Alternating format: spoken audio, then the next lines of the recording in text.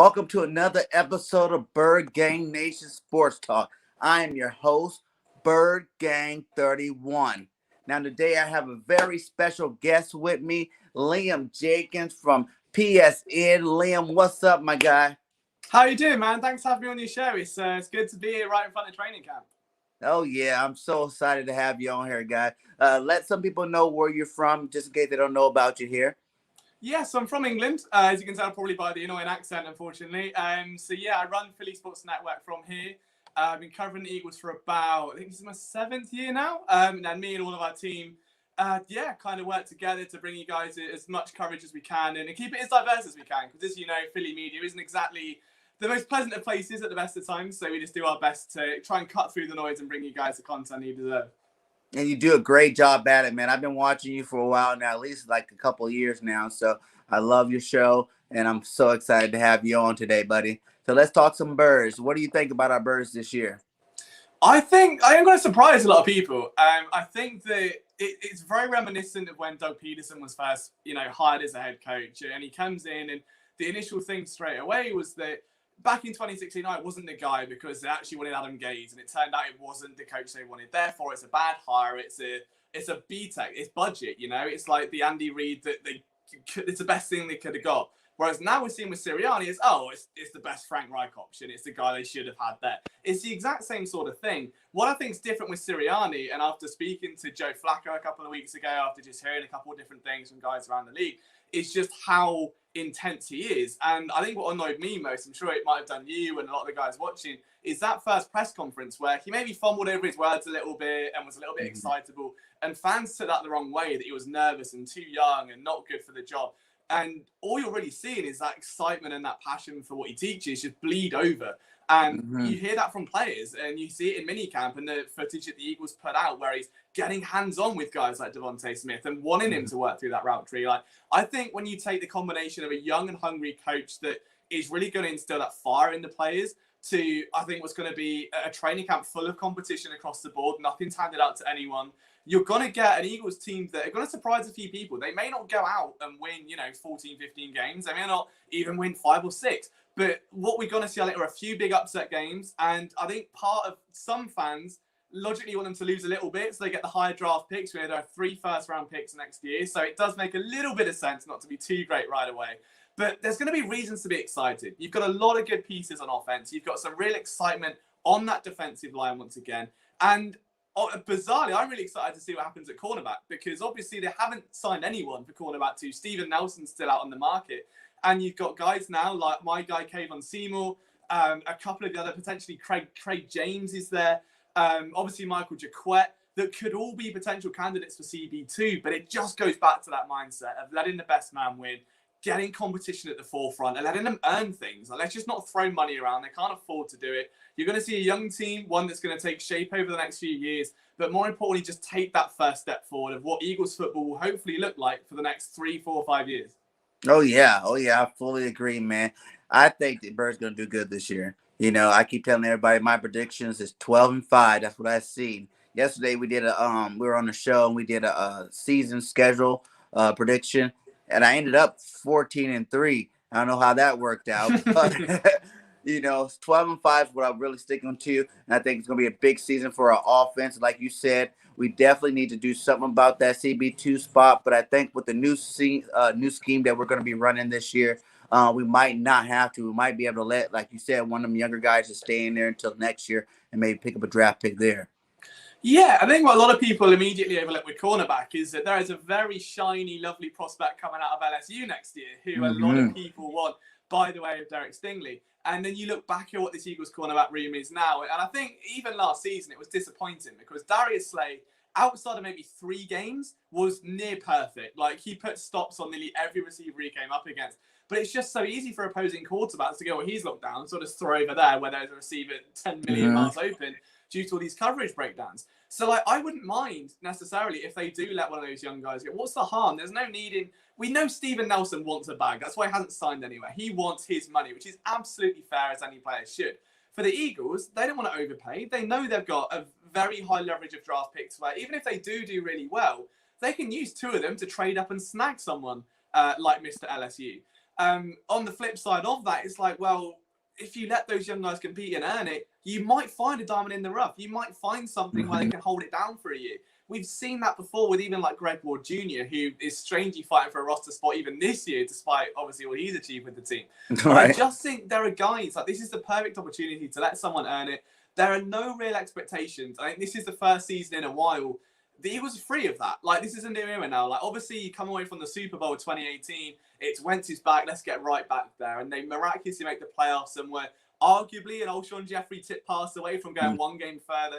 2019, what was a little bit, they still end up making a bit of a run with Greg Ward's late season surge with Carson Wentz. And then 2020 happens. And now that's blown up so much where there is an expectation now. Like, no one really knows what this team's going to be. And that's the best thing because they can set their own expectations. There's no weight, there's no outside pressure. And it's just going to let them play football, which is ultimately, by the sounds of it, all Nick Sirianni wants to do. Right. Now, what about, would you be opposed to the Eagles trading the Dolphins for Xavier Howard? I wouldn't be against it. I think the only thing I'd be very wary of is the salary cap picture because Howie Roseman had to battle his ass off just to get the team even under the salary cap going into this offseason. There are a lot of restructures, a lot of like maybes. Obviously, the losing of Carson Wentz helps somewhat. But going into next year, up until about a month ago, it wasn't that pretty either. And there are going to be some cap casualties. I mean, a lot of people are ignoring like the elephant in the room here is Fletcher Cox is on a monster deal. It's going to get ugly in those next couple of years. Lane Johnson, I mean, they've done so much to his contract. Like, he's been such a good guy, constantly like freeing up money for the team. Where I'm pretty sure by 2026, he's earning like 26 million at this point. So it's like, there's going to have to be some either rework with that or potentially just, again, freeing up some room and looking at young guys. Howard signed a monster deal, very deserving of it, love the guy. But in this cornerback room right now, you want younger talent. That's the way they're going. You want those guys to come through 5 years on a lovely cheap contract, then you extend one of them and go from there. So I would say if I'm Howie Roseman right now, you're either looking at potentially one of the lower tier free agent guys, a trade, which I think a lot of people are writing off. I mean, you mentioned Howard there, but let's not forget, 2017 training camp, Ronald Darby was traded for, and no one saw that coming at all. Jordan Matthews to the Bills for Ronald Darby. No one had a clue that was going to happen. I think that I wouldn't write that off. I think that's more likely than a big name free agent like Steven Nelson. I think Gary and Connolly's got too many red flags for me personally, although I like his play. But I could see a trade late on. But if it was me, I just let the young guys play, accept the season might not be brilliant. Let them go through the adversity, let them grow, let them work out those teething problems, and then go and get your blue chip prospect in Stingley next year. Oh yeah. I would just mention to him because like he is young still. And also the fact that, maybe we could trade away Barnett or maybe we could trade away Ertz to them, to take care of some of that cap casualty loss there. But, I even look at guys like Gilmore from the Patriots, maybe getting a trade with them for Gilmore or even picking up, Sherman for a 1 or 2 year deal, to help solidify that just till next year. Then you got a young guy coming in that can maybe, be mentored by Sherman and big play Slay. So when it's his time to go, we'll be rocking pretty good there. Yeah, it's a really interesting picture. And there are obviously so many tangents they can go down to either fill this spot or clearly not fill this spot. And I think that there was obviously that panic during the draft where you were seeing so many names go off the board. I think the only other wild card we throw in there is that we don't know what Zach McPherson's going to be. Like, he's seen as a slot corner. We know in the past the front office obviously helped push Maddox outside, didn't go down too well. But what we've got right now is a real logjam of nickel cornerbacks. And there is a chance to either double down on Maddox in his contract year and let him go, or they let McPherson ride out. I love the idea of Stephon Gilmore. I think the Patriots have a real problem doing anything with tight ends. I know they recently acquired one, but the past, since Gronkowski, they've done nothing like with tight ends, and they really struggle to get production. Having Zach Ertz for a year, like I said, I mean, I've been on the trade Derek Barnett bandwagon for about a year and a half now, so that was music to my ears when you said it. So any way to get him off the books, like, I'm all in on. But yeah, it's going to be an intriguing month. I wouldn't be surprised to see a Howie Roseman curveball at any point over the next 3 or 4 weeks or so. Nice. And circle back on that Fletcher Cox thing. Do you think the Eagles will get rid of Fletcher if he doesn't have like a Pro Bowl style season this year? It's tricky because the argument with Fletcher Cox has always been that he's so good that he demands double teams, which is why he doesn't get production. And then they go, all right, well, let's get him some teammates. And obviously they've gone through Timmy Jernigan, who couldn't stay healthy. Malik Jackson can be that guy. But then they ended up at one point last season, spending more money on the interior defensive line than any other team in the league. And you had Fletcher Cox, you had Malik Jackson and Javon Hargrave, all there making like a ridiculous sum of money. Jackson's not there now. We know Hargrave is more of that kind of like pressure absorber. He's like arguably the best nose tackle in the league.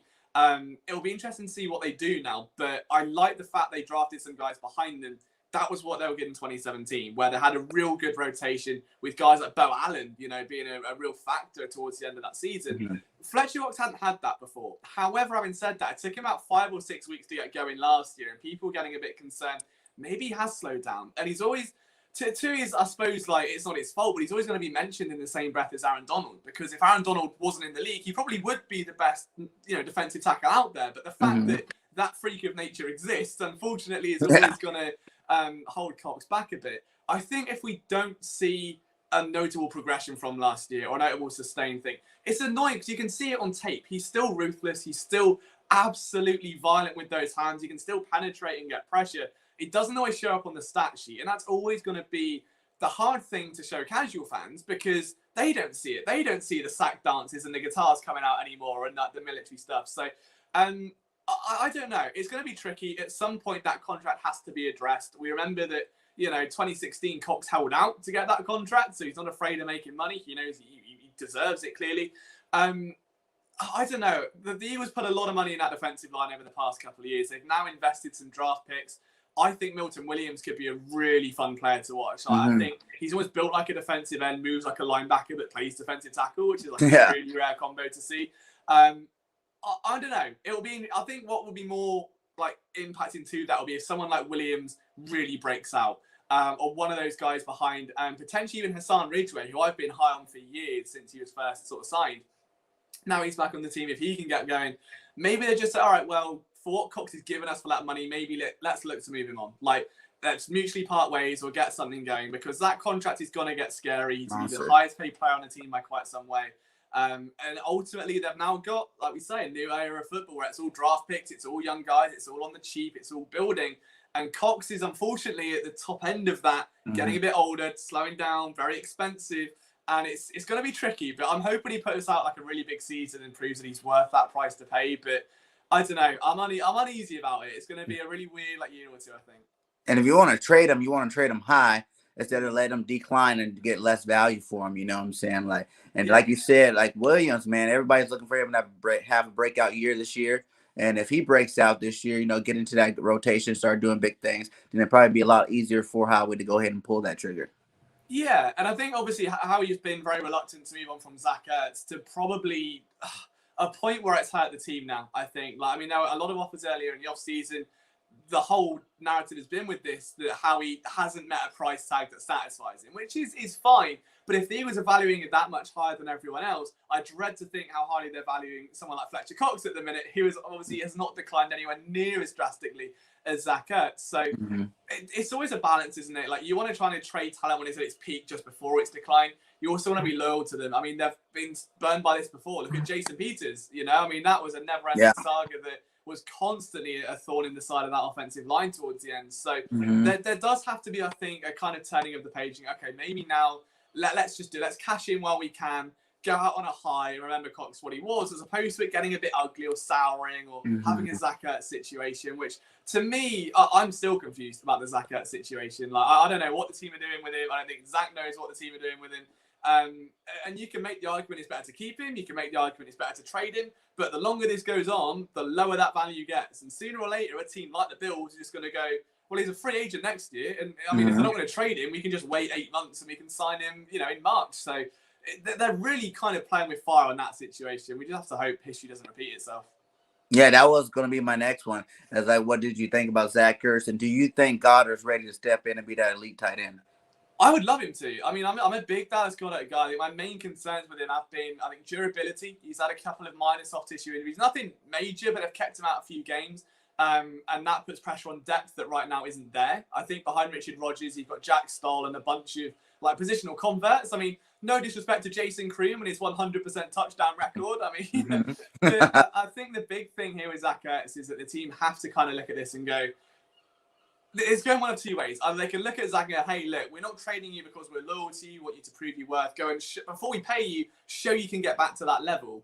which I'd get. And if Ertz wanted to just be loved, which is what it sounds like after that teary press conference last year, after being offered Austin Hooper money and it not being good enough, I think what's really going to sting for him is seeing Dallas Goedert reportedly in contract talks, because it's now, well, they won't pay me, they also won't trade me, but they will pay the guy that was drafted to eventually replace me, which is, it can't be a very nice feeling. So they've got to work out this happy middle ground. Either Sirianni comes in, lights a fire under him, which I could very easily see, or they've just got to just take whatever price it is, even if it's a 7th round pick, like just let him thrive somewhere, because at the end of the day, he was a fan favorite. You know, since he's come into the league, he's been so good, and he's broken like every franchise record possible. He broke the NFL record for franchise tight end receptions, and it's just souring to a point. It's getting sad, I think, and Ertz is going to be limited where we don't know where he's going to go next ultimately, and he doesn't know. I think he just wants certainty and a future, you know, and it sucks. Like, I think no one wants to see a player go down like that, but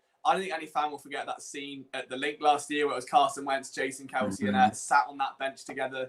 And I think everyone felt that a lot. That was like this is the end of an era, and that's probably the last time we'll see him. But I don't know. The NFL is a funny old place. So I think they should get rid of him at this point, just to help him more and, you know, do him a solid, as opposed to letting him almost rot and watch his replacement come through and get paid. It was very toxic almost. But, you know, again, a lot can happen in the NFL. And to pay him that much money to be backup, you know, I don't even think Zach would want to be backup on a team. I think that caused a little bit of drama in the background, you know, that might be toxic for our team this year. But so let's get over to the skill positions. How do you feel about the Eagles drafting Devontae Smith? Initially, I was a little bit against it, and I couldn't tell you why, if I'm honest. Like, it was a really strange feeling. I think we did the live stream, and everyone was so excited, and I was a bit more like, I felt like he would have been there a bit later. And then when the rest of the draft played out, I was a bit more like, okay, I get it now. It's okay. As a player, loved him. I just sort of that spot, I was like, could they have got him later? I don't know. Maybe not. And I think too much PTSD from other drafts of, you know, JJ Arthega, Whiteside and the rest of it. But I think as a player, he's going to add a lot. There's obviously some natural criticism when it comes to his very lean frame, and that not many receivers, like outside of Marvin Harrison, have been able to produce at that level. But what he does as a route runner is so rare. Like, you just don't see it. And at the end of the day, like, it doesn't matter what I think this is a problem with contested catches, and almost it came back to hurt JJ, where you can have a million catches at the college level, and you can go up and get these jump balls and look amazing.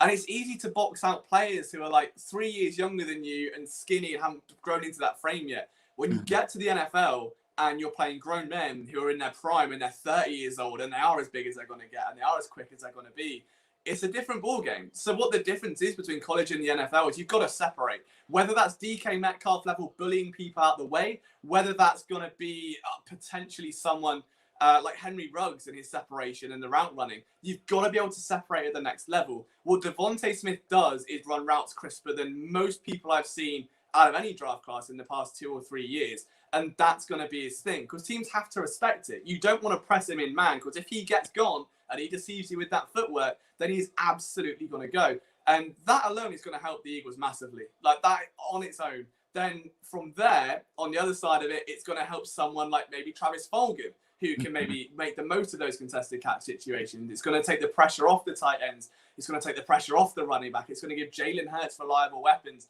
And just having a receiver who can separate, doesn't matter how he does it, but if he can separate and he can get open on slants and head fake and quickly cut inside, I don't care if he's 6'5" and 400 pounds or he's built like me. As long as he can get open, that's all that matters. And I think Devontae Smith does that better than any receiver I've seen at the college level in at least the last 2 years. And some of us content creators have been talking about that. And we're just like, hey, you know, he played in the best division in football. He's played against most of these top-ranked cornerbacks now when they were in college, you know. So it's not like he's going against people he hasn't been familiar with. You know, the game is different on the pro level, but he has, like I said, still played against some of the top cornerbacks that are in the league. So, you know, it should be a leg up for him, you know, going into his rookie year this year with Jalen Hurts throwing him the ball. Yeah, and I think that's another really important aspect as well, is the type of player. Like, there is a real trend this year among the players drafted who are either team captains or Eagles fans and just high character guys that won a ton of academic awards. Whereas before, you hadn't had that. It was very much analytic based. And Jay George the top of PFF for this, and Jalen Reagor's PFF's top fastest receiver on a Wednesday. And that's great. But what you ultimately want now is someone that can handle playing in Philadelphia, someone that can make the most of this offense and that the coach can bend the offense around. And that, I kind of had a hunch they would take Smith because there was a week before and Sirianni gave a press conference, and I asked him about does the Devonta Smith figure almost turn you off of him, and he was like, "We'll mold our offense to our guys. We won't mold the guys to the offense." And that said everything. If you've got a guy that can get open the way Smith does, that can generate separation the way he does, and let's not slight him here. Like, he can climb the ladder and make jumps like he's 6'4". Like, he can get up there. He's a physical guy who wants to block, which is rare for someone again like that kind of frame as well. As opposed to, I don't want to knock Jalen Reagor, but Reagor, who struggled at the NFL level and didn't look as quick and struggled to learn the playbook a little bit. And I think you're going to see someone that is well-credentialed, just won an SB for every possible award under the sun at this point to his name. He's got chemistry with Jalen Hurts. Like, the two within minutes of him drafting, they had T-shirts going out with their faces on it. Like, it's a nice thing. I like that they've brought him in. It adds a lot to that receiving room.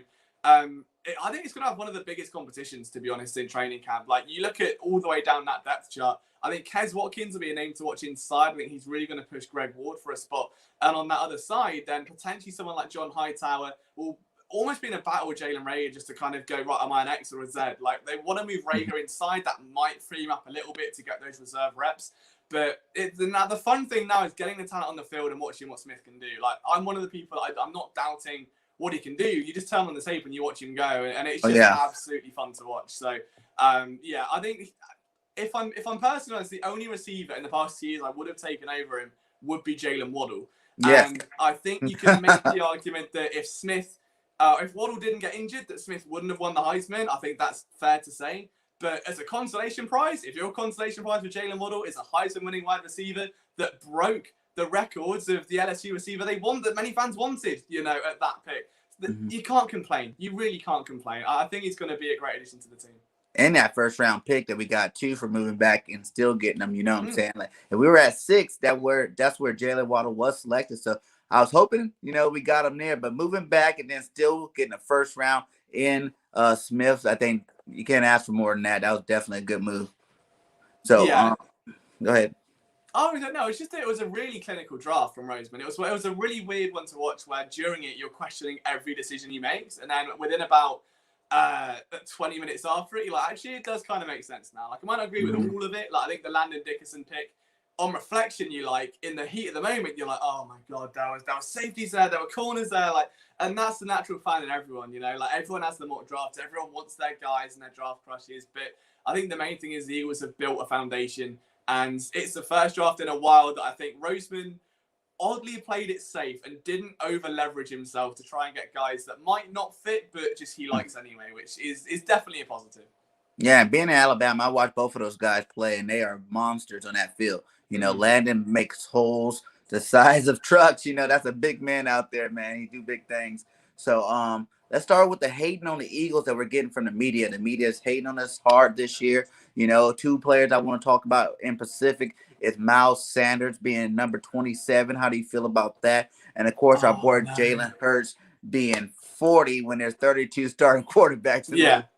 I think I'll start with Jalen Hurts because that's the less controversial take. So Jalen Hurts, I did an article where I think I originally spoke about this on Flipping the Birds, but I did an article where I just went through every starting quarterback and went, simple game, better or worse, Jalen Hurts. You come out roughly 23-24. I think that's very fair.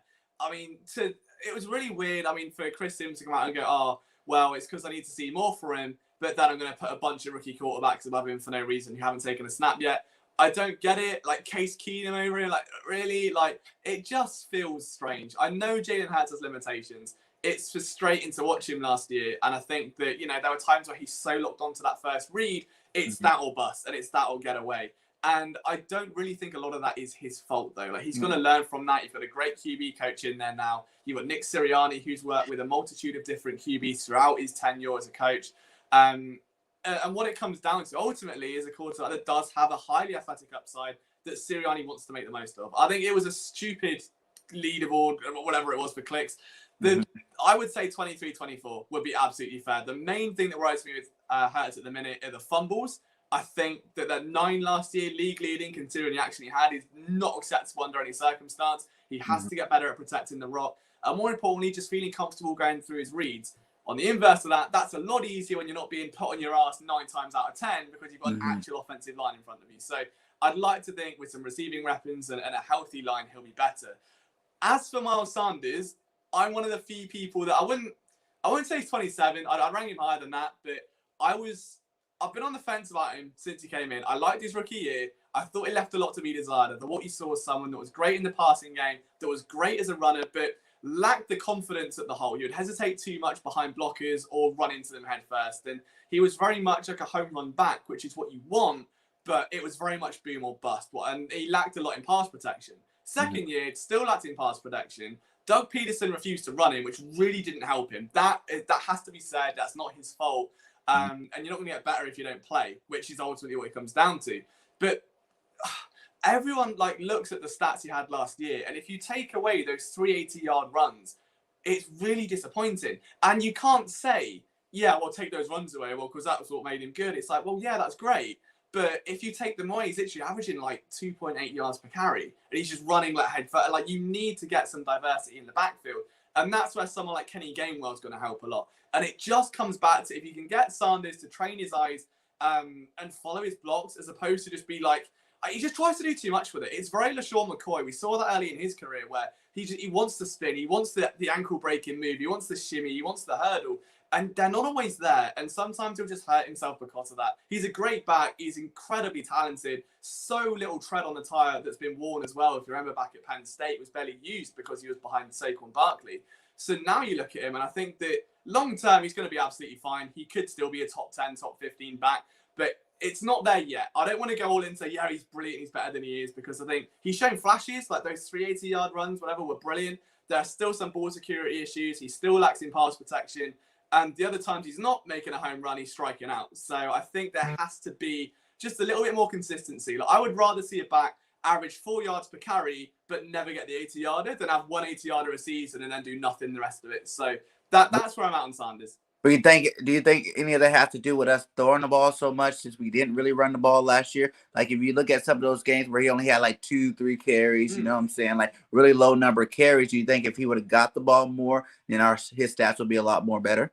Yeah, 100%. I mean, volume is going to be everything. And like I said before, you won't get better if you don't play. And it doesn't do a lot for a player's confidence, where if you start rolling, and I think it was, I can't remember which game it was, but there was one game in the first quarter, it might have been the Cardinals, where they were running really well, down the field, and he fumbled. And then they didn't run the ball for an entire quarter. And then when they did, it was Boston Scott. And that's not going to help any player's confidence. What you want to do there is get him straight back in. Just go run it again. Just get back, get that rhythm going. And if you're just going to ditch the run at the first sight, and it was so prominent last year as well, where the Eagles would literally be up 7-0, where they should be running the ball, and go, now they should pass it every time. And there's no need for it. Unless you're down 3 possessions or 2-3 scores, there's no need to be hyper-aggressive with the pass, especially when the run's working. So, yeah, Sanders was definitely a victim of coaching last year. I think he really did fall because of that. But as a runner and what we did see, there is still... It's a good thing because you can point out things you want to improve. It's not like he's bad and can't improve and he's got all these flaws. If he improves them, he will be a top 10 back.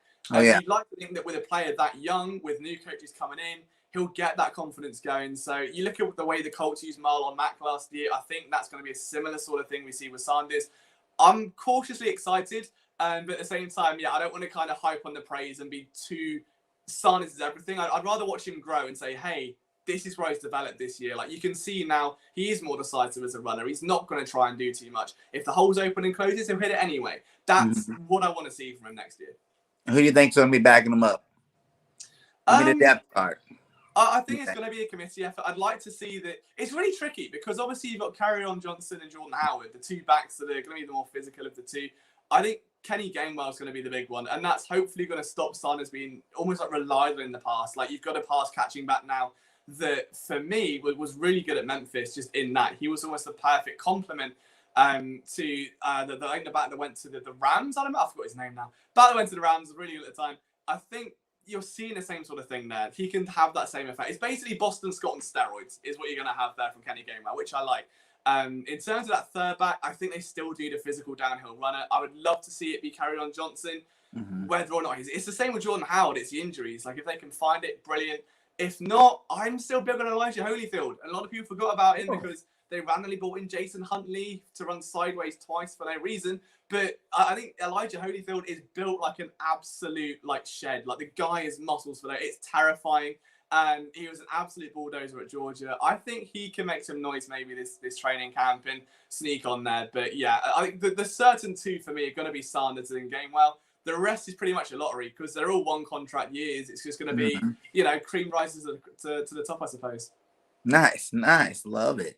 What about the left tackle battle? Mailata or Dillard? Who are you going with? I think Mailata should definitely start. He's earned the start from last year and the way Dillard handled everything. I think I am happy that he is, more confident this year. And they are doing some rotation. So if he earns it, it'll be a plus for us because then we have two quality left tackles. But what do you think about that one? I mean, they've set it up really well. And I think that Andre Dillard needed that. He had to kind of come in here and prove that he wants to win it. Because he's a first-round pick at the end of the day. The team moved up to get him. And he's had a bumpy run. I mean, let's not forget his rookie season. I thought he actually played pretty well outside of the one game where they threw him to right tackle for no reason whatsoever. And he got absolutely brutalized. Unfortunately, I think that's going to be what's arguably separates the two. I think it's going to be who can be maybe the more versatile. We know that Jordan Mailata has proved to be a starting level tackle. I think Stoutland's got to love it. I mean, anytime you see someone that low from a 7th-round pick rise up that quickly, it's been, 3 years? Yeah. And it's been night and day. Like, you wouldn't think he's only just started playing professional football, let alone football as an entire sport. Like, this guy came in literally as a, 21, 22-year-old, having never played a snap, and somehow got to a starting tackle level where he's beaten some of the top defensive ends. The problem the Eagles have got now is when Mailata, I believe, is in a contract year, and Dillard was a former first-round pick.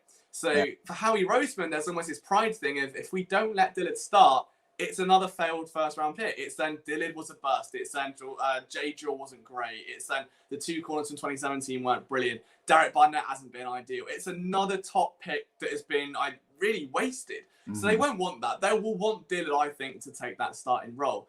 The smart thing, I think, will be best man win. I'm rooting for Mailata. I think everyone's rooting for Mailata. Right. If it was me, I would have traded Dillard this offseason while you can. Know that you've got your starter now and just bring in a capable backup or draft someone. I think keeping them both around is good, but whoever loses, if Mailata loses, you're stunting the growth of a player whose upside, I think, is Pro Bowl level. I think he could easily be one of the top tackles in the league. If he's done that in the space of 3 years, having never played a snap of football before, this guy could be incredible. And the one thing that stands out for me above anything else is that you go back to last year when the Eagles were absolutely torrid and they're being blown out and morale was on the floor and no one cared and Carson Wentz was throwing games away and Doug Peterson was throwing games away. The one player picking up teammates every time they were down was Jordan Mailata, whether it was Miles Sanders on the ground, whether it was his quarterback on his back, no matter what happened, first guy over, picks them up, pats them on the back. He's just got that shine about him. Like, he is a franchise guy that wants to win for the team. And I love that. And Dillard is naturally a bit more, I think, in his shell, a little bit more introverted. We haven't seen that from him yet. But it's just hard not to love Mailata. And I'm personally hoping that he absolutely decimates that competition, wins the left tackle spot, gets a gigantic payday he can blow on as many cars as he wants as the left tackle for years to come. Because he deserves it just for last season alone. Like, he was incredible. He does. And then especially, I think this year our depth at line is doing pretty good, with Jack Jistro, Driscoll, Roth, Herbert. We got some good talent there backing up just in case, a starter does get hurt. If Lane goes down, you can move Mailata to the right side and let Dillard go ahead and play. So I think that's something we won't have to worry about as much as we did like last year, getting some backups in there and playing some good ball. Yeah, I think the other thing you have to look at with this offensive line as well is notoriously as with any offensive line, they do pick up injuries quite a lot. I mean, you go back to Halapula Vati Vaitai, and by the time he left the Eagles, he'd already played like 2 full seasons worth of football because everyone else, he's like a swing tackle, but he ends up playing 4 postseason games, like 8 games one season, 4 another. And he wasn't brilliant, but it was enough to secure a $50 million contract in Detroit. And win a Super Bowl, And the one thing this team has done really well is find capable backups. And this is what I think it comes down to with Dillard and Mailata is at some point, Sirianni's going to go, right, if, let's say, Jordan Mailata's the starter and he goes down and Dillard comes in, that's great. If Lane Johnson goes down and Mailata's the starter, can you trust Dillard on the right side after what you saw in Seattle? Does he have versatility to him? Whereas Jordan Mailata might do. Or Jack Driscoll might, as you say, pop into that discussion. So I think there's going to be a few more variables they try to eke out to see who gets his starting role. But you're right, depth is everything. I think that Landon Dickerson may well end up getting some time early for Brandon Brooks. But a guy no one's talking about is Nate Herbig. Someone that ended up playing literally, I think, the second most snaps behind Jason Kelsey last year. And no one said a peep about him, which for an offensive lineman is the best compliment you could ever receive, because it means you're not doing a Jamon Brown and adjusting your glove mid-play. It means that you're doing your job. I think Herbig, again, undrafted free agent, now has a full season under his belt. He's 23 years old, and everyone forgets that. Like, he's come out, had a pretty strong year. That can be your right guard for a bit. I think Brooks could be on the Fletcher Cox level of getting older, couple injuries, might need to move him on next year or the year after. But that opens up flexibility, because then you can move Dickerson either behind Kelsey. We still don't have a backup centre yet that we know of, so it gives you that option, or alternatively Sayamalu. And you've got a really strong interior bunch. It just comes down to now Dillard and Mailata and who offers more value across the line. Right now, for me, that's Mailata. But oddly, because of that, they might give the starting role to Dillard, knowing that if Johnson goes down, Mailata's on that right side. As weird as it sounds, like, the more value you bring across the board, they'll pull you back so you can pull in more later on, if that makes sense. Yeah. What would you say about do you think Landon, if he's healthy, would he be able to start over Sayamalu? I don't know what they want for him. I'd like to think they're going to try and put him in that right guard spot just for now if Brandon Brooks can't get back to his fighting best by week 1. It's also important to remember he's coming off an injury of his own, despite the fact we've all seen videos of him doing cartwheels before the draft, which was crazy. I think that realistically, he's a versatile guard. As you know, you've watched him at Bama. I think that it's going to come down to Jeff Stoutland and what he wants from him. We're probably not going to find out until training camp. I believe he hasn't taken much so far, just through mini camp and stuff because of the rehab. Yeah. I'd like to think that they'll probably try him at centre just to see what they've got, because if you can avoid drafting a top tier centre next year, and you can have Dickerson and potentially Herbig if he develops, and Sayamalu and Mailata and Johnson, like, that's a decent line. That will get the job done. If you don't find that and you have him at the right or the left, like, they're going to try and move him around, I think, and just see where he can provide value. I think that those few preseason games that we have, just keep an eye on where he lines up, who he's matched up against, how he does.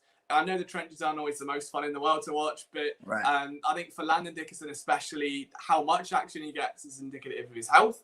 And then B, where he gets that action. Like, are they going to start in week 1 at right guard? Or like you say, will they potentially look at Sayamalu and maybe moving him on next year? Yeah, because, Kelsey's getting up there, and this might be his last year. So, do you really want to bring him in and make him center after Kelsey leaves? Or would you like to stick him at the left guard spot and then let Sayamalu slide in, or draft another center? Because he's a big guy. I think he'd play some good guard there. It's really weird. The team actually likes Sayamalu at centre. From what I've been told, they like Sayamalu at centre. I know the only memories fans have of Sayamalu at centre are balls being snapped over everyone's face in the Lincoln Financial Field, like during the live practices that they had there. So didn't exactly go down too well. But it was also a little known fact as well that he actually snapped the ball for Carson Wentz on his pro day back before they actually got drafted. So there is a little bit of history there with him at centre. I do find it a bit worrying that they haven't pulled a centre out yet. They haven't drafted one. Obviously, there was an opportunity to this year, and they kind of passed on it a couple of times. I'm not sure. I think we need to see what Dickerson can do. And again, this training camp is going to be important. I think we'll see a few maybe surprise faces lining up at centre, maybe even Nate Herbig, just to see what these guys have and how heavy they need to go and attack this next offseason. But if Jason Kelsey's going to give you 16 games of healthy football and move around like he's 17 years old, then, I mean, it's all good for now, I mean, they seem to be riding that wave as long as they can. Yeah, I agree fully. Yeah, but everybody seems to think that this might be Jason's last years, but we'll see what happens during training camp. What do you think about Barnett? Do you think he's going to keep that starting spot, or do you think Sweat's coming to take it from him? It's a weird one. I think what the Eagles have done now is set themselves up quite nicely to really get the most out of Barnett, because they bring in Ryan Kerrigan, who literally had the exact same sack total last year on about a quarter of the snaps because he was buried behind a very, very deep Washington pass rush. a fraction of the value, and Barnett's now a $10 million option. Like, he has to play his ass off this year. Yeah. Kerrigan is a veteran fighting for his future. It's a really good battle to watch. I think ultimately Brandon Graham's still going to start on the left. They're still going to probably give it to Derek Barnett to begin with. I think Josh Sweat is still going to be then that second guy behind Brandon Graham on the other side. And then it'll be down to Ryan Kerrigan to almost displace Sweat. Barnett even. I think Josh Sweat could be in line for a breakout year. I think he did so well in 2020. Again, one of those few bright spots. I think him and Mailata are really two of the only players that gave reason for optimism throughout the entire season on a consistent basis. So I think the Ryan Kerrigan addition's a good one. It's really going to put some pressure on Derek Barnett. I wish I'd traded him earlier. I've been on that again all off season through the draft agency, was pounding that table as hard as I could, to no avail, unfortunately. But we'll see. I mean, maybe there is still some room left in the tank. We know that he's very young. That seems to be the only argument people have. Not that it took him 3 years to learn a spin move, but that's a very different conversation. But I do think that there is probably still some gas there. Ultimately, when it comes to week one, I think you're going to see the same two. It's going to be Graham and Barnett, then Sweat and Kerrigan on that second, which, hey, it's a very, very strong front four. Yeah, it's definitely still good. You know, like, yeah, I agree with you. I do think, though, we still got a couple of weeks before training camp, so you never know how we might do in that situation there. Like I said, we could get to see a trade for a cornerback or something different.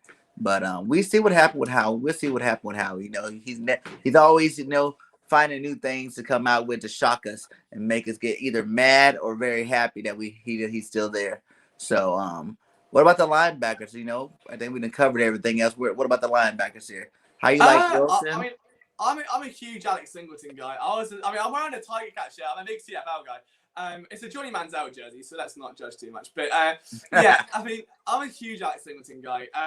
Basically, that story just goes back to I used to work very briefly like an NFL agent and was helping to prepare his clients for interviews with teams. So I just give breakdowns on the coaches and the scheme and that sort, just to prepare him before the interview. And essentially, one of those teams ended up being Calgary, linked with Ottawa, obviously the two there. So I watched a lot of Singleton's tape, and he was unbelievable. So when he got to the NFL, I remember that preseason battle with TJ Edwards, and it was like that one game against the Jets, and they both ended with like 20 tackles or something. It was incredible. I really think Alex Singleton, having amassed like 100 tackles last year in what was ultimately 3/4 of a season, really, really good run defender. The one thing they did that really benefits him is bringing Eric Wilson, because he's arguably one of the best coverage linebackers out there. Now, Nate Gary clearly wasn't that. We can all agree it's a good thing that he's gone. Yes. What I think Eric Wilson does is he's carry things vertically. And that's where Singleton's limited. He's not the fastest guy. He's instinctive. He can penetrate really well. He scrapes over that offensive line and can just snuff out the ball and get into the backfield. Where he struggles can be just getting back and picking up tight ends. And that's obviously the problem of playing one of the outside linebacker spots, is you're not always going to be matched up one-on-one with a running back. You may have to drop back. Eric Wilson is so good at just carrying vertical routes down the field and taking them away that it's going to allow Singleton to pretty much focus solely on what he does best. On the other side of that, you have got a lot of young guys there, people like Sean Bradley, who has been on our network a couple of times. Great guy, super rooted for him this year. And TJ Edwards, and I know that the real wild card here is Davion Taylor. Mm-hmm. I'm not sure really how long it's going to take for them to get the most out of him. We know that he played very limited college ball high school ball, due to his religion. Comes into college, very, very raw, moves insanely well. It's like watching when you go on Madden, just give all the guy 99 stats to see how quick he'd be and just fly around the field. That's what he looks like. But the actual technicalities in his game and the tackling and the fundamentals just aren't quite there. I'm hoping we see a bit of a development there. Like, that could be a fun guy to watch. What I think we really see, though, are two linebacker sets mainly, like we do in most defenses. And that third linebacker is either going to be someone like Kayvon Wallace, who's going to come down and play the box to kind of almost replace Jalen Mills from last year, or potentially the safety that they drafted out of LSU late in the draft, who's then moved down to linebacker, to see what he can do and to see whether they can breed again. Not Nate Garrett 2.0, but a safety to linebacker hybrid. We know Jamar's done very well with LSU. We know he achieved quite a lot. We played all over that defense. Wallace did the same when he was at Clemson. I think either one of those guys could be a shoe-in there. We could see a couple of surprise cuts, though, like Sean Bradley. I think Davion Taylor even might be fighting for a spot just because they might not use linebackers that much and they might want to get more DBs. Someone like Grayland Arnold out of Baylor, the undrafted free agent last year, he can move around a lot. There's a lot of versatility back there, a lot of thumpers that can play inside the box.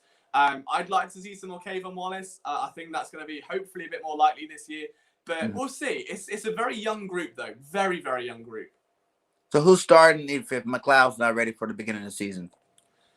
It depends. So if McLeod's not ready, I think it would have to be Wallace back there with that. I mean, Anthony Harris is going to take away the deep responsibilities. Again, really, really good signing. Familiar with Jonathan Gannon, great zone defender. And that might allow that second safety to kind of play a cover 1 or a cover 3 and put the second safety in the box. If they do want to play cover 2, I could see it being Kayvon Wallace and his home in that kind of robber role where you'll start out deep and just really run down and try and sneak the run. But yeah, ultimately, Anthony Harris, I think, is going to be the guy now.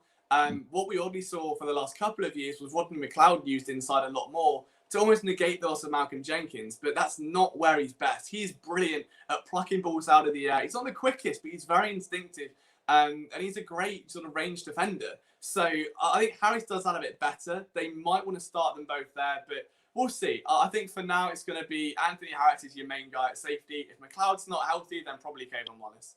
Yeah, and I think that'd be good to have Kayvon back there, and maybe do some hybrid looks like you said with what's his name, Stevens. Have him play like the rover linebacker spot where he can drop back into coverage and guard some of those slots on the side because he was a safety too. So yeah, I'm interested to see what we do this year for sure. It looks like it's going to be very fun. Like, what do you think our base? You think we're going to, like you said, you think we're only going to run with 2 linebackers for the most part? So no 4-3. I think it's going to be more almost like a 4-2-5, if that makes sense. Just where you're going to have those 2 linebackers and really maximize the versatility on the back end. I could be wrong, but I think what the Eagles, if you look at what the Colts defense did, is that they had really strong safeties and they had really strong linebackers. I mean, Darius Leonard is literally a freak of nature. Everyone can see that. You've got that kind of player in Eric Wilson. He's not the same level, I don't think, clearly, but the same sort of player who's got that range to him to get sideline to sideline. And that's just going to allow you to put DBs in there to match up on those slot receivers, like you say, and to option that versatility. So, yeah, if it's me and I'm building that defense now, I think you're going to have Eric Wilson over the middle, Alex Singleton at the Will or the Sam, and then either Kayvon Wallace or, like you said, Jacoby Stevens to come in and really help that final spot. Nice. So what is your prediction for the Eagles to go? What is your record prediction this year?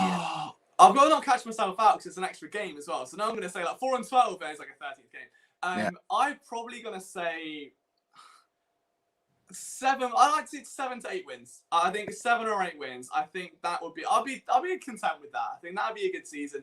I think it'll be definitely a step up over last year. There's no way it can be any worse. So I mean, so 7 to 8 wins. I don't think they clinch the division. I think Washington ultimately are too strong as a complete unit now. Regardless of Fitzmagic at QB, I just think there's so much talent on that team where they're built to make a bit of a run. So I would take seconds in the NFC East. That would be a problem. Wow. 7 to 8, man. I don't think you're gonna give us some double digits, man. I was looking for some double digits, man. If the schedule wasn't as hard as it was, I definitely would. I mean, the thing they've got going for them is that you face the Giants twice. That's always good. The Cowboys are going to be a bit problematic with their receivers. The rest of the schedule is pretty tricky, and there are going to be some really tough games in there. But at the same time, what the Eagles seem to do is lose the easy ones and win the hard ones. So who knows? Maybe we do get double digits and they beat every big team that's on the slate. I was just looking at, maybe the effect of how, Nick Sirianni and Gannon both said they're going to be changing up the schemes, changing up everything week to week. So it's going to be hard. Everybody, you can't just look at what we did last year or any years before. We're going to be a whole new team this year with all new offense, all new defense. So maybe it's going to take the league a second, kind of like the Chip Kelly effect, to get used to what we're doing out there. We got all that speed on offense. They said they're going to run some more 2-back sets. You know what I'm saying? So you got the RPO game working. You got Devontae Smith, Rager, Quez Watkins out there running those speed routes. I think that's what's really going to hit the league by surprise this year. Yeah, I think you're bang on. I think the Eagles are going to turn a few heads. I think there'll be a few games. I mean, I don't want to compare them to the Jets, but there was one Jets game last year against the Patriots where it was one of the only games they almost won. I think they lost by 3 points in the end. And obviously it was a Joe Flacco masterclass, but of all things. But to go out and almost beat the Patriots and to really stick it to them and prove they had something, I think you're going to see a spirited Eagles team, that they're not just going to lose and roll over. Like, they'll be in every game. And if they're down 10, 15 points, they'll fight for that to make it a one-score game. And I think that's the main thing. I ultimately don't care what the record is this season. Like, it'll be amazing if they won and they clinched the division or they made the playoffs, especially with those new wildcard spots. But ultimately, I just want to see fight. I just want to see a team with an identity again. I want to see a team that has character, that has a bit of passion, that can go out there and not just roll over and die the second that Doug Peterson stops running the ball, or the team that isn't going to allow a Week 17 game to be thrown, or have anonymous sources, or come out and bash your quarterback for no reason. Like, I want a team that's united, that's going to go out there and prove something. And I think Sirianni's the guy to do that. So whatever happens, as long as his team fight, then I'm all okay with that. Yeah, we're hoping that he does. So then we know Jalen's going to be our quarterback from here on out, and we won't have to use one of them 3 draft picks to go ahead and sign another quarterback. So, hey, I'm all in on all that stuff. Now, I guess off the football topic again, let's go back to you. When did you become an Eagles fan? Like, how did that even work out, where you're at? So it's a really weird one. So it started when I was like 14 years old, and I got my first Xbox, and I had like no games for it. So the only game, so I went outside my local store, and the only game that I could find like within my cash budget was like Madden. I think it was Madden 08. So I had no idea what Madden was, never heard of American football before, but I was like, it's cheap, I'll play it. Randomly selected the Eagles on like a quick play mode, and then started a franchise. I think I'm pretty sure I did a fantasy draft and ended up with Tony Romo as a quarterback, because at the time I was like, oh, he's good, not overall. And then, yeah, from there I got to learn all the players, and back then you're going into it was like the Sean McCoy and stuff like that. And then I started watching the NFL, and the only players I knew were the Eagles because of Madden, essentially. And then I started resonating with the whole, like, us against the world, like, no one likes us, it's gritty, like, we'll boo, we've got personality, and just that forever underdog thing. And I really resonated with it. So at the time, I was getting into, like, broadcast journalism, and I started working on television for a bit. And I just hated the idea of having to, like my work wasn't doing the talking. It was, like, how well I could kiss up to people, and I hated that. So I was like, I'm going to make a blog, and I'm going to see what happens. And worst case scenario, it gets laughed at. Best case scenario, it gets laughed at, I get paid for it. And, right. And luckily, it turned out to be the latter. And yeah, we're like 8 years deep now, and it's a full-time job. So yeah, I know it's not your average story, but it's yeah, a lot of fun. Hey, that would be awesome, man. You know what I'm saying? Like, just to be talking about your favorite team, and next thing you know, you're getting paid to write about them and talk about them all the time. That is amazing. Congratulations, man. And where you at? England? Is it? Yeah, England, yeah. So just don't mention the soccer and the Euros, and we're all good, because I might have a bit of a breakdown. But yeah. All right, give me your top 5 Eagles of all time since you've been watching. Since I've been watching, okay. Well, Nick Foles has got to be, because of the legacy. I think he's up there, right? Like, I'm not going to order them because I feel bad, but Nick Foles, probably Deshaun McCoy, Deshaun Jackson. For sentimental value, for me personally, Jordan Matthews, because, but funny, so when it was 2016, and it was my 3rd year running PSN, we still didn't really have much traction behind us or anything, and I tweeted him, and I was like, hey, it'd be cool to interview you someday. And he DM'd me, and I think I interviewed him like 3 times, like had his phone number, like we spoke a bit before he like left the team and stuff. And then when the Eagles wrote a story about me, and the writer went and spoke to Jordan to see if he remembered me, and he's like, yeah, I still follow him on Twitter, he's a great dude. And like, I don't know, he never had to give me that time of day. He didn't even have to. I was just a random 19-year-old kid on Twitter. Like, he didn't have to give me that shot, and he did. And the fact that then he went on to, have the overtime catch against Dallas, that he had the playoff catch against the Saints, that there was the bromance with Carson Wentz and the handshake. Like, I loved everything about him, man. I'm a big Jordan Matthews guy. He may not have been the most consistent player, but he's always got a soft spot in my heart. That's awesome. I know a lot of people are going to want me to say Sam Bradford, because I had that one season love affair with him.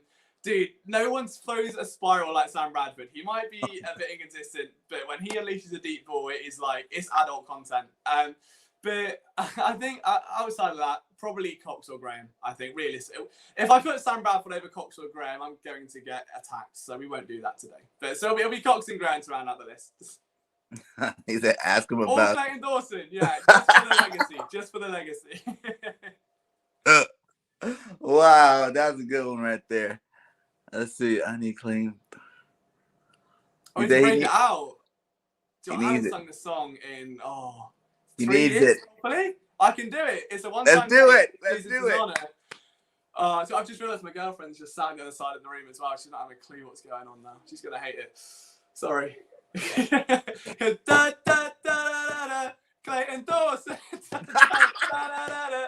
Clayton Dawson. If you didn't sing along at home, immediately fuming. So I'm hoping that I wasn't the only one embarrassing myself there. But I'm glad they'll enjoyed it. That is awesome. That is awesome, man. That's awesome. So tell them what you're gonna be up to. You know, what's PSN up to right now? Any new shows? What shows are out? You know, So at the minute, it's mainly just website content. So it's been a bit of a weird year for me, where just like a lot's changed in my life. So YouTube, unfortunately, has taken a bit of a backseat, which I feel bad about, just because I love grinding film and stuff. But I'll try and get back to that as soon as we can. The website's getting a redesign, which is pretty nice. So it's going to look all snazzy, hopefully, in the next few weeks.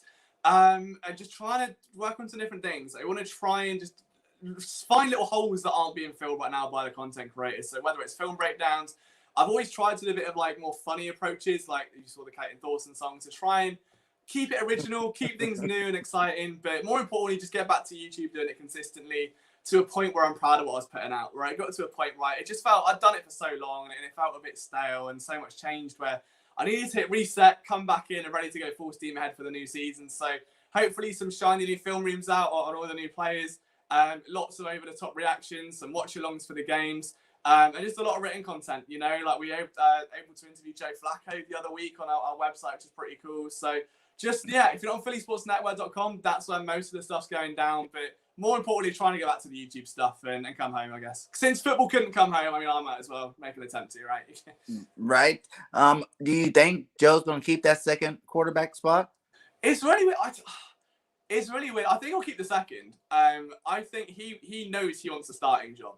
And it's weird because I haven't spoken to him. Like, I was told, here's a little insight, so no one knows this, but so when I set up the interview, his agent like reached out and stuff and said, can you send me the questions you might ask him? And I was like, yeah, sure. So a lot of it was about mentoring Jalen Hurts and how he feels about his game. And he was like, no questions about Jalen Hurts. And I was like, okay, all right, fair enough. But then when you allude to it, I kind of tried to dance very lightly around that topic to see how he'd react. And there are a few smiles, but he wants a starting job. And I think in the best way, that's the best thing for Jalen Hurts, because Sirianni wants competition and Flacco is not there to be Chase Daniel and carry a clipboard and say, oh, well done, Jalen, you did a good throw. He's there to put as much pressure on as possible and prove he can continue an NFL career where he hasn't been a backup yet. He's been a starter everywhere he's been. It wasn't great at Denver, wasn't great at New York, but he was there. He gave it a go. And this is his last chance now. And I think he knows that. And he's at home. He grew up like just across the road from the link. Like, this is where he is. He was a Delaware legend, obviously. Like, this is his home. He wants this. And I think that in a scenario where Jalen Hurts either isn't ready or struggles a bit, there's no harm in a game manager who can do it. He's won a Super Bowl. He's been there. He's been on good teams. He's been on bad teams. Mm-hmm. And I'm not lobbying for Joe Flacco to start over Jalen Hurts. I would love Jalen Hurts to ball out straight away. But in a situation where maybe he can't improve that ball security, or the interceptions are still a bit of a worry and the accuracy isn't there, you've got someone that can come in where there isn't an immediate drop down. Like, they're two very similarly level quarterbacks, I would say, for totally different reasons. But I'd say Flacco's definitely among one of the best QBs in the league. But I low-key want to see some fire from Nick Mullins. I love. That's what I was talking about. I wasn't really talking about the Flacco, Hurts thing. I was more like the Flacco I'd love Mullins. Mullins to ball out. If he can be healthy, obviously he's got that injury, but he's had like 3 seasons in San Francisco. I think he's started an entire season's worth now. And the only reason he didn't come back was because of the injury. But I'd love it, man. I think the only problem we've got, he's a great gunslinger. This is a guy that literally broke Brett Favre's records at Southern Miss. So that is a ridiculously hard thing to do. And tells you everything about who he is. Like, he can sling a gorgeous deep ball. The problem is he doesn't have that athleticism to get out of the pocket. And if he stares down a read, the ball often ends up in the air and it goes the other way. So he's going to iron some stuff out. I think the middle of the field he struggles with. There isn't a lot of zip on those shorter passes. But if he can sling it when they want him to sling it, I mean, it's intense. Realistically, I mean, if you were to give odds on Nick Mullins being a starting quarterback by week 1 if Jalen Hurts isn't ready, it's not as unlikely as people want to make out. Like, oh, QB3 would never happen. Like, it's at least plausible. And that just makes training camp that much more exciting. Like, all of these guys are going to be 110%. And I can't remember a training camp where everything was this open. Even you go back to Sam Bradford, you had Mark Sanchez, but it was Mark Sanchez. It didn't really matter. Carson Wentz, that was a clear difference between him and whoever the backup was throughout. This is the first time that's not the case in a long time, and I'm excited to see what comes of it. Oh yeah. Speaking of Carson, you gotta give me your breakdown of Carson. Do you think he's a baby? um, Like most of us think he babied out, he kind of did us wrong the way he went out, or do you understand what happened there? From what I get, I mean, it was just a total mess. I mean, like I get it from Carson's perspective. If you've given me $130 million, you draft a quarterback in the second round, then you bring in all these coaches who, I mean, like I remember I went full conspiracy theorist on this, where obviously you had Marty Moninveg, you had Rich Scangarello, who all came in. They'd all worked with play action passes. Moninveg had just coached Lamar Jackson. It was looking like an offense that was going to be gradually built around Jalen Hurts. And that's not going to sit well. And whether we agree with it and it's, he should shut up and play, or he's being paid money, he should do it, or not, the guy's human. And the guy's seeing his job as a threat. If you turned up to your job tomorrow and there's some young, shiny, super hunky guy ready to take you, you'd be like, fuck that guy. What does he mean? What's he doing there? And the same thing's going to happen at the NFL level, but naturally there's a bit more urgency there. And I think that played a factor in it. The other thing that happened, unfortunately, was that Carson Wentz had a terrible offensive line, which didn't help. Receivers that did nothing, a coach where he apparently got into sparring matches with, and a game where for the past 3 years he's been very, very lucky. And you look at the way he plays the ball, a lot of it I would call is YOLO ball. I don't think I've got permission to swear on here, so I won't do it and use my other analogy like sometimes. Go ahead. I just call it fuck it and chuck it. That's what it is. Get rid of it. And that was what he did. And there was a point where like 2019 especially, when he would get sacked, he would always go for that pass to launch it downfield, like to do the heroics from Seattle a few years ago. And that never works. Like, he was very, very lucky in 2019 against the Giants that there weren't about 4 turnovers from it. And ultimately, when you play enough blackjack hands, you're going to lose some. And you can't win them all. And eventually, those mistakes weren't ironed out. We saw the practice reports come out. The mechanics weren't improved. Teams know that if you get to Carson, he's going to throw the ball in the air, and it's up for grabs. And what you saw was just a broken quarterback. And I think he'll be fine. A change of scenery, offensive coordinator will be great. The Eagles did a brilliant job in getting that first-round pick for him. I think that's daylight robbery if that turns out the way we all hope it's going to turn out. And to get someone out of the building that maybe doesn't want to be there or could be toxic from other perspectives, like if all the players aren't bought in, and then you bring in Jalen Hurts, some rally around him, some don't. You needed to make a clear-cut decision. They did that. Better or worse, whether people respect Carson or not, he did give that team a Super Bowl. Let's be honest, without him, there is no 2017 Super Bowl. He was a very good quarterback. He ultimately was broken half by himself and half by the team. But I hope he gets it right in Indy, though. I mean, I do want to see him succeed. I'm not going to be bitter and like wish him, ill or anything. I think what he gave the city was satisfactory out of a first-round pick. It was a Super Bowl. Not many can say that. But yeah, ultimately, I think it was a move that had to be made. Yeah, I feel like after that Super Bowl, it's kind of like Carson tried to win the Super Bowl every throw. It seemed like he had the pressure. He wanted to prove that he can win the Super Bowl, to go all the way, take you the full stint of the Super Bowl instead of just relaxing, healing. He kept rushing back. You know what I'm saying? So that kind of got to him. I don't agree with him, feeling really anything about Jalen Hurts, considering the fact that we needed a cheap backup quarterback. We couldn't keep paying Nick Foles, tons of millions of dollars. Nick Foles was getting paid big money before Carson got his contract, and then after giving Carson $30 million, he should be happy. You know what I'm saying? He got the money. To me, that was the Eagles' sign of support behind you. Now, let us do what we have to do to make sure. You've been getting hurt the last 2 seasons anyway. So let's go ahead and let us have a decent quarterback that can be back there. Yeah, I mean, I get it from I could totally get it from the Eagles' perspective and from the outside, but I think a lot of people almost forget that from Carson's perspective, like I said, it's almost like the Zach Ertz thing where it doesn't get, obviously it's a little bit different, but Carson comes in, gets paid the money, next thing you know, there's a replacement through the door, the offense is being built around him, the coaches are different, and it's a bit of a strange scenario. So, yeah, ultimately, I just think it was a million different factors rolling up into one explosion that needed to happen. One way or another, it was going to implode eventually. I think the Eagles did a great job at dodging the Super Bowl hangover. It just led to one monumental come down. Like, they tried to dance around, just going, all right, let's plummet for a year and build back up. Tried to keep that window alive and almost live in denial that it was still there. And it stung them. But the main thing is now there's a new era in town. There's a new sheriff in town. And this team is ready to roll in 2021. Nice. Who's under the most pressure this year?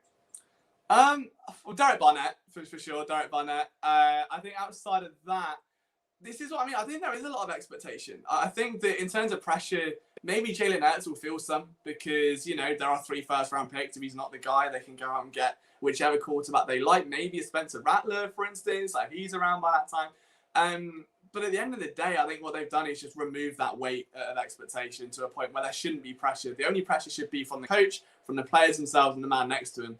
And that's what this team's missed in a while. You know, I think contractually, Fletcher Cox, Derek Barnett, Brandon Brooks, maybe even Darius Slade to a point.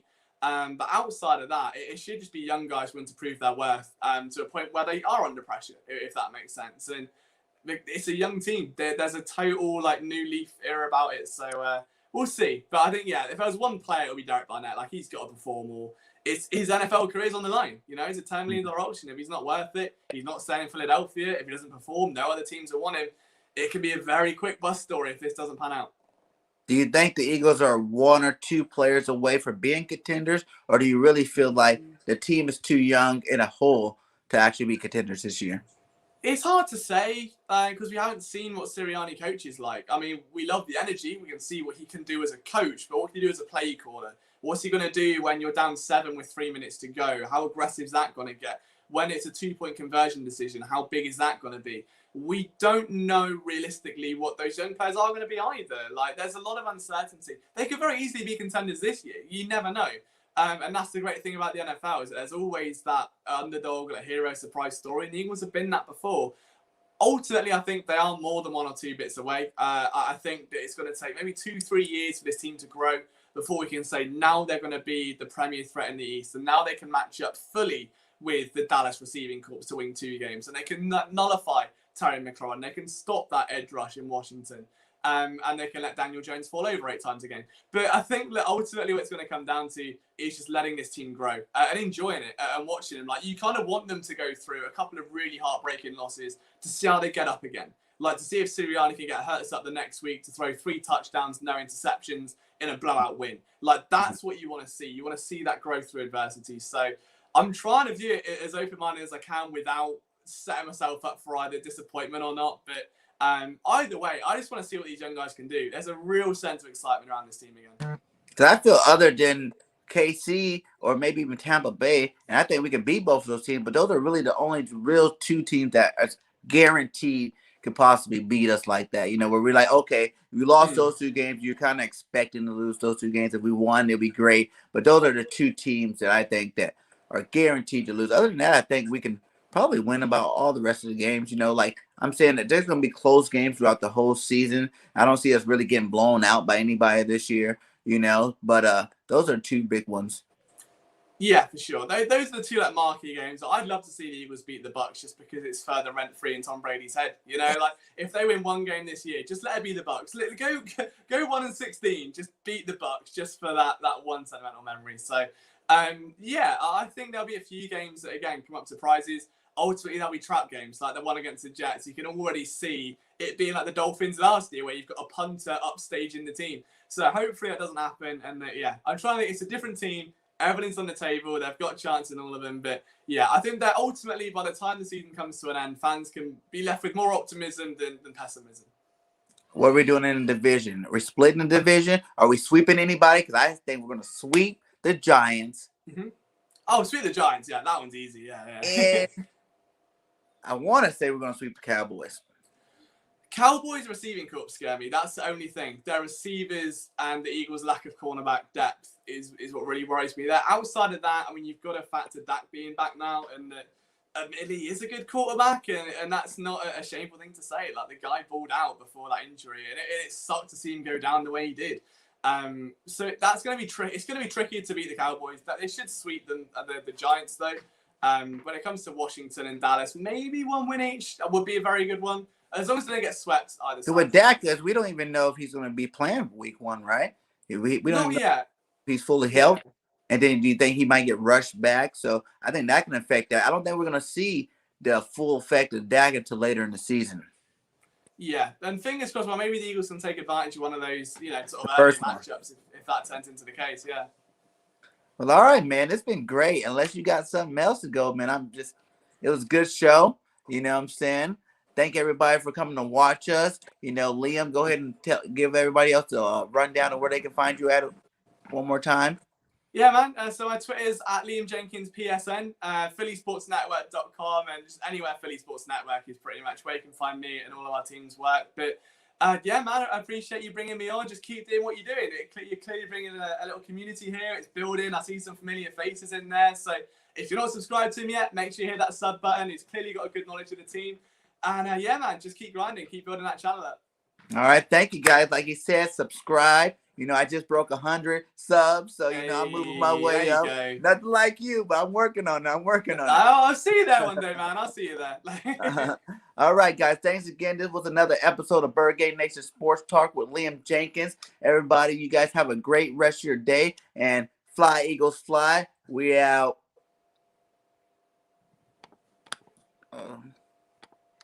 Technical difficulties.